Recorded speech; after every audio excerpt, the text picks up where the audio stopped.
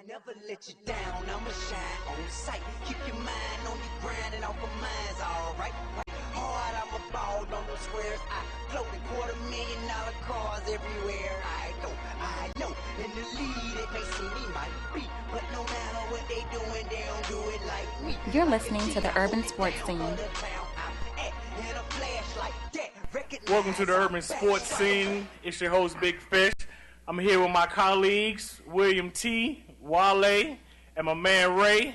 And ho, is that Phil Jackson with something to say? This team has lost more games in the fourth quarter than anybody in the NBA. They know how to lose in the fourth quarter. All right, they're just showing us that right now. First topic we're going to talk about is them good old NBA Finals.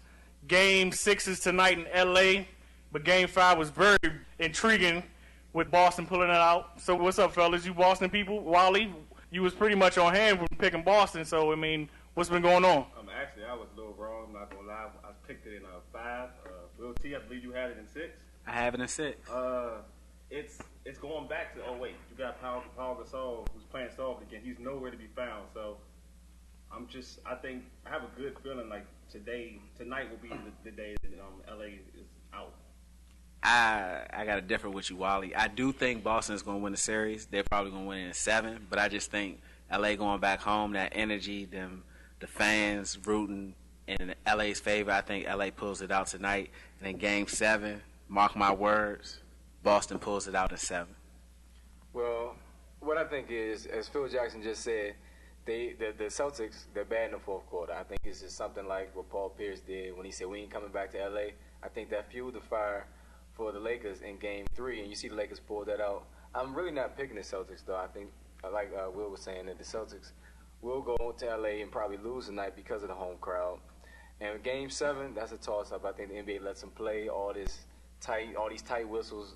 It stops happening because the NBA needs a Game 7. They haven't had one since when?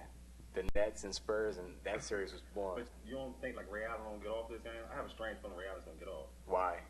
I think he will. His last good game was in LA. I mean, that was the last game he felt.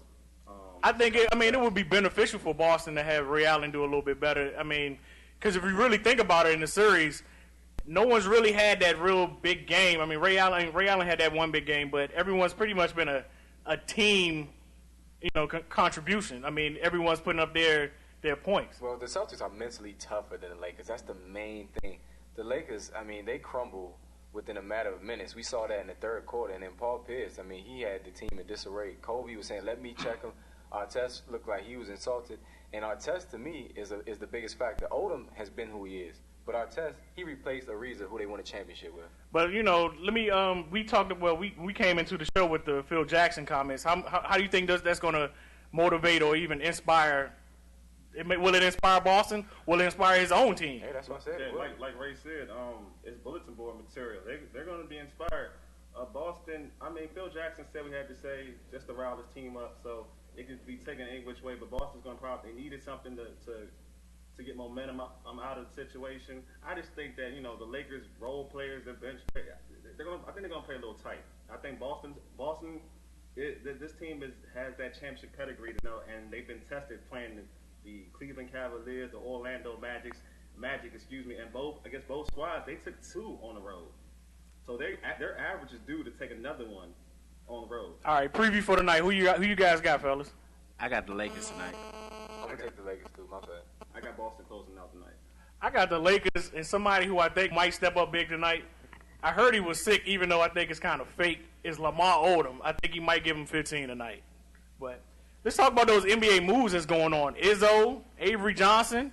Avery Johnson just got the ball, and Admiral. I mean, everyone seems like coaches are getting a job. The Hawks found a coach. I mean, what you think of the moves that's been happening lately? Let's talk about the Izzo thing.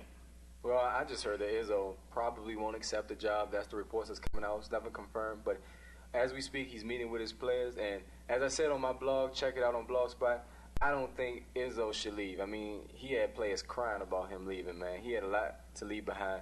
And he could have been fired next year if he went to Cleveland. You know what I'm saying? I agree with you, Ray. Without Izzo getting a confirmation that LeBron James will come back to Cleveland, I really don't think that it makes it that good of a job, especially compared to staying at Michigan State, will you have a returning team that's probably going to be ranked in the top 5 next year and one of the favorites to win the NCAA championship? I'm glad that he's coming back because I'm sick of hearing Dick Vitale talk about Izzo has to come back. He needs to stay in college. Oh my God, he's gonna hurt the kids. Yeah, baby. I'm just sick of hearing his voice. I mean, in terms of that, he was pressing Izzo to stay in Michigan State, like you all said. The reason why he's decided to come back is because LeBron didn't give him the heads up. So. Well, since we know that Izzo more than likely is not going to be going to the Cavaliers, Ray, you brought up a good thing in your blog about them going after Byron Scott. I mean, to me, I think that's a good move. He has finals experience. If they do decide to go and get him, I mean, what about Ray? you? What's the web address for your blog again? www.blogspot/urbanssportscene.com. If I didn't get that right, I will try again. Let me correct my man. It's www.urbanssportscene.blogspot.com. There we go. Ray don't use a computer too often, people. Whatever. Anyway, we don't want to start that. But, I did say at the end of my blog, the blog is about Byron Scott going to L.A. He's a former Laker, a former teammate of Kobe. I thought that would be a good move for him. But anyway, I said at the end of it, the Cavaliers were looking at him. And I think that's a backup plan to Tom Izzo. As we see, it's going to happen. Tom Izzo is not going to accept the job. Will T, you were saying earlier that LeBron wanted to play for a former player.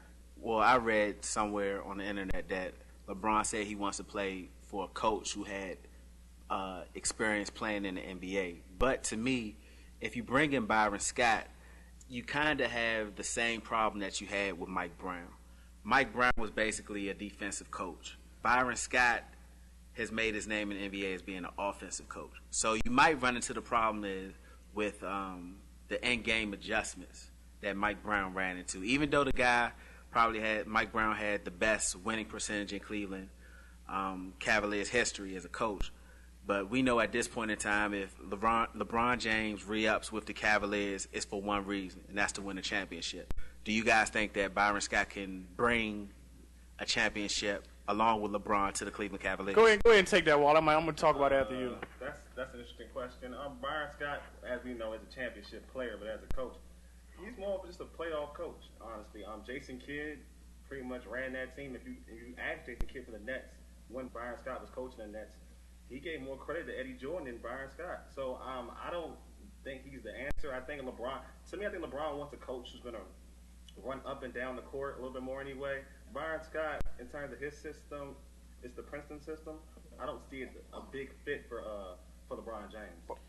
To me, I think the thing about the coach, if they do the way they need to go for the coach for LeBron, if he does stay in Cleveland, it's not about offense and defense. It's about the leadership type of coach that he really needs. He doesn't need a coach to show him how to shoot. He knows how to shoot. Doesn't need a coach to tell him how to go and dunk a basketball over 5 people.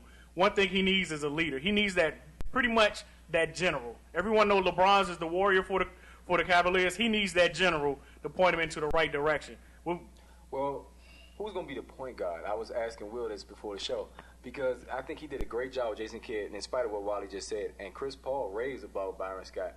And we saw the difference when Byron Scott left, even though Chris Paul was injured, so that had something to do with it. But I'm wondering, are they going to draft the point guard? Are they going to keep, what's his name, Mo Williams or what? Well, where they're drafting that, I don't think they can really get the quality of player they may want. I mean, like Byron Scott played with a big 6'8" point guard in Magic Johnson. So you think about it, you can just move LeBron to the point guard kind of position. He can run his team that way. Didn't think about that is an interesting point, Wally.